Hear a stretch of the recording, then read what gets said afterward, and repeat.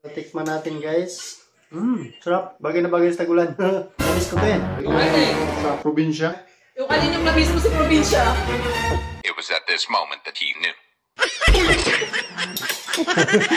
Production, take 1. Tara, lutuin na natin tong stewing hen bago pa mabuking ni madam ang namiss ko sa probinsya. Ito ang mga sangkap na ginamit ko. Cabbage, green onions, garlic, lemongrass, celery, carrot, thyme, sage, rosemary. Step 1, stuffing chicken herbs, thyme, sage, rosemary, at lemongrass. Katapos, lock natin ang chicken cavity. Done, set aside na natin to. Step 2, cooking pot, add oil, saute smashed garlic, sliced green onion, lemongrass, celery, at carrots. Saute maigi hanggang mag-lightly brown bago ilagay ang manok. Nilagyan ko ng 1 kutsarang asin, pamintang duro, searing process sa bawat side ng manok upang ma-enhance ang lasa. Boiling water, 1 chicken cubes, kailangan nakalubog ang manok. Step 3, takpan, medium to low ang apoy or init. Habang kumukulo, alisin ang scum or impurities. Tikman at dagdagan ng pampalasa na aayon sa gusto mo. After 2 hours boiling, malambot na, ilagay ang napakabig. Pwede rin pala dito ang malunggay. Depende kung available po sa inyo. Serve with chopped scallions.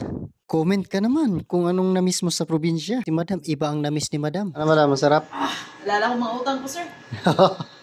Sarap. Masarap? Good job. Approve? Thumbs up? Lahat ng ano ko, pagod ko. Tanggal? Pagod. Tanggal lahat ni